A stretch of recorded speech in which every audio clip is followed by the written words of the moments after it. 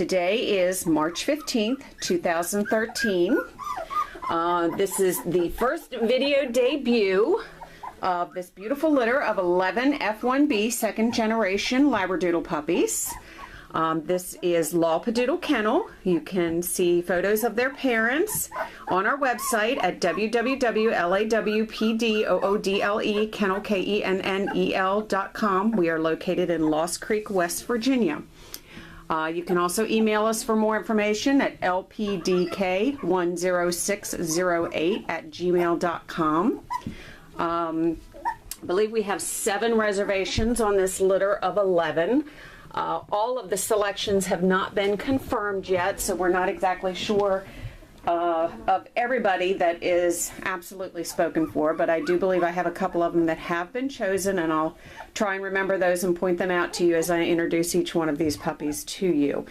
They were born on the 24th of February 2013. They are just shy of 3 weeks old.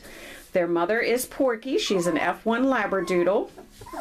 She's very unique, kind of sable brindle color. We have pictures of her from the time she was a puppy and up to as she is now as an adult on our website and on the page where these puppies are featured.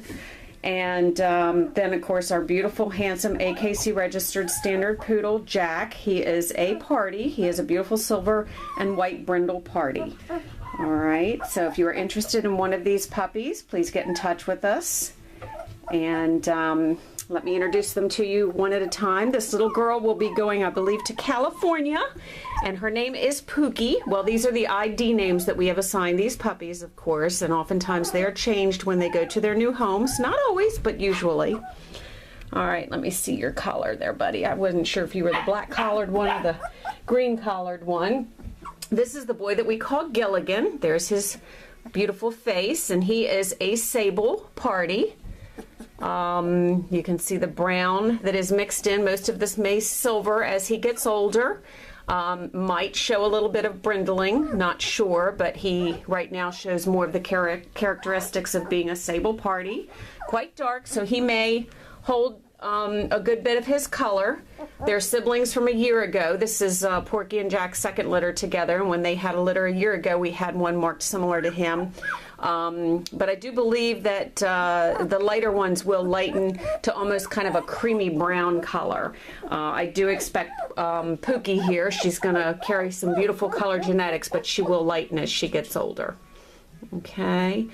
All right. A couple of their siblings that were sent, the pictures that were sent to us by their family are also featured on their page on our website. They would be full siblings from the first litter a year ago.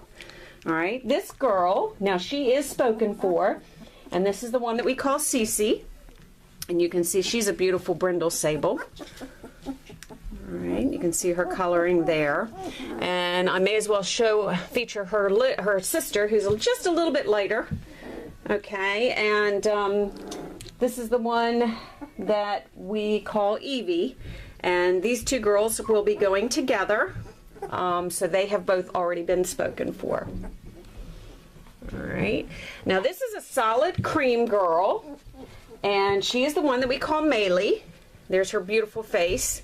She reminds me, I mean, these are Labradoodles, but her puppy face reminds me of one of our golden retriever puppies.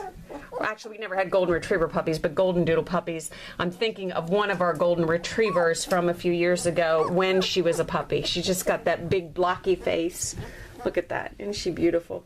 She's got a little bit of a tiny white mark, I think, right on her forehead. Not something that's going to be visible, though, as her coat grows in. A little bit of a straighter coat, so I expect her to be more of the scruffy type dog look, whereas the ones with the curlier coat, such as our girl right here that is Evie, she's going to have more of the curly coat. And Porky, I believe, will have a little bit more of a curly coat upon maturity. This guy here might be a little bit in between. He's the one we just looked at. This is Gilligan.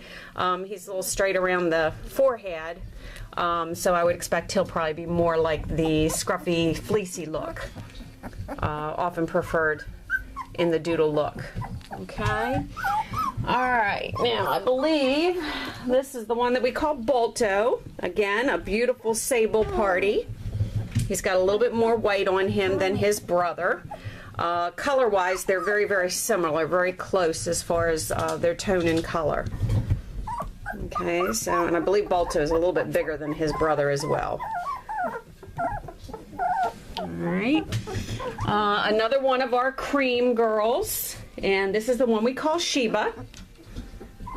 And they will, both Sheba and the girl Melee that I just introduced to you will basically mature to appear solid cream. I don't expect any markings to show through on them. They do have a couple of brothers that that actually are cream parties, and I do believe they will show their markings. One of their full brothers that was a cream party from last year is pictured on their page on their website. And his family was kind enough to take a picture of his back to where you can actually see how the markings are showing through even as he's become an adult. Okay. Now, let's see, what color do we have here? This is the boy we call Bennett. Now, Bennett is a little bit lighter in his coloration. You can see that. And he will lighten quite a bit as he gets older. So he's going to be more of a creamy brown party color as he gets older. One thing about Brindles and Sables, I love how they mature, but everyone must keep in mind that they definitely do change in their colors as they mature. Okay, all right, now here's another one of our solid cream girls. All of our cream girls are pretty much in solid in color. Will be absolutely beautiful. She's a little bit smaller than her sister Melee, but has an equally pretty little blacky head. Look at that. Look how sweet. All right, this is the girl that we call Lita. Again, these are all ID names. And looky there. So there's little Miss Lita. All right, and our two cream boys. Now, this is the boy that's got the most markings. Let me see if I can get him into lighting to where you can see. Hopefully you can see. And this is the one that we call Dalton. There's his face. You can get a pretty good idea. At least I can see through the viewfinder where his markings are pretty defined. So he's going to be a light apricot and white, or dark cream and white in coloration at maturity. His markings have gotten darker as he's gotten older in the litter, but it's hard to say how again, the markings will show as he's an adult depending on his haircut. The longer that the coat is, the less that they show. The shorter the coat is, the more they show. And being that they are pretty much non-shed, allergy-friendly dogs, at being a second generation, they will require a haircut once in a while, because non-shedding dogs, just like us, do require a haircut periodically. So they will have to either see your groomer if it's not something you're not comfortable in doing yourself. Oh, there was little Miss Porky yawning in the bunch. All right, and our last boy, he's got some markings on him too, but they're a little bit more faint than his brother. Not even sure if they'll be able to show up at all on this viewfinder, on this camera. Oh, get a little yawn. Get a little yawn. And this is the boy we call Foster. He's a little bit bigger than his brother, Dalton. And he's a really, really pretty cream color. Okay, so once again, that is our litter. And you can see the texture. He's got a little bit of curl to him. All right, and his brother, Dalton, has a lot of curl to him. You can generally tell what their coat texture is going to be by how their hair is on their forehead when they're little, because their coats change, of course, as they continue to get a little bit older. All right. Okay, so once again, this is a litter of F1B Labradoodle Puppies, second generation, little to no shed, more allergy friendly, no such thing as a hypoallergenic dog. So keep that in mind if you have severe allergies.